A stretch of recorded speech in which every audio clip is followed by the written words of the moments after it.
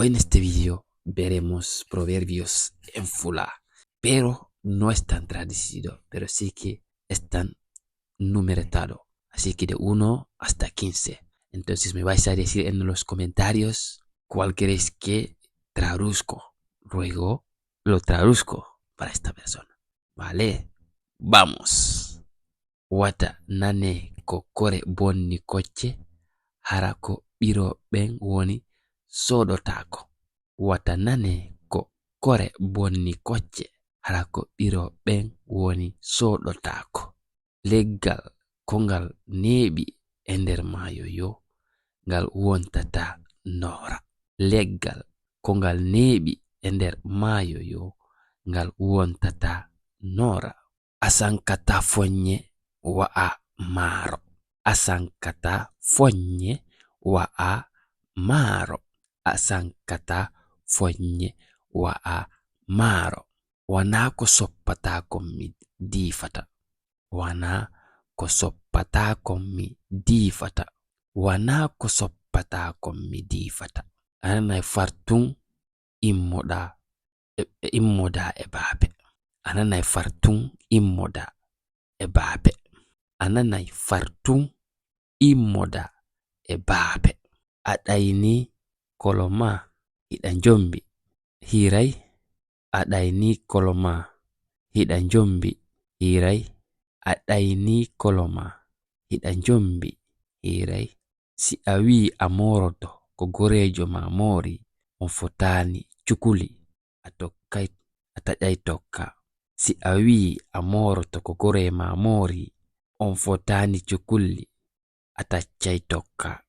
Si a wi a moroto ko gore ma mori, on fotani cukulli a taccay tokka.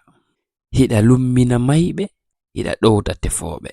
Hiɗa lumbina mayɓe, hiɗa ɗowta tefoɓe. Hiɗa lumbina mayɓe, hiɗa ɗowta tefoɓe. Kala nange yaltunge wo ko ngen lilante. Kala nange yaltunge wo ko ngen lilante. Kala nange yaltunge wo ko ngen lilante. Kala nange yaltunge wo ko ngen lilante. Hande wela jango metta. Hande wela jango metta.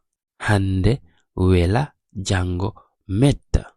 Boje dariyo no wodi bambundu kural. Boje daɗindiri wo no wodi bambundu kural. Boje daɗindiri wo no wodi bambundu kural. Singari woɗeri hawima haywande woɗere yi'uɗa a dogay.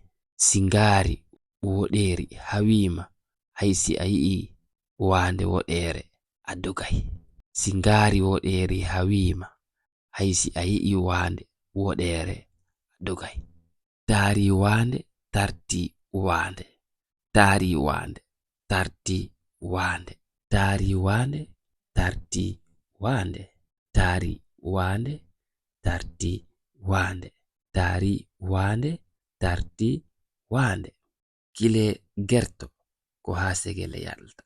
Kile gerto ko ha segele yalta. Kile gerto ko ha segele yalta. Kile gerto ko ha segele yalta. Mo gollanani baraji ɗin o gollanay bareji ɗin. Mo gollanani baraji ɗin o gollanay bareji ɗin. Si te ha gustado este video, déjame un comentario, tú lo que sabes, o si da andi gande goɗɗe yewtan ka comentarji. Si quieres que te traduzco una, me lo digas en los comentarios.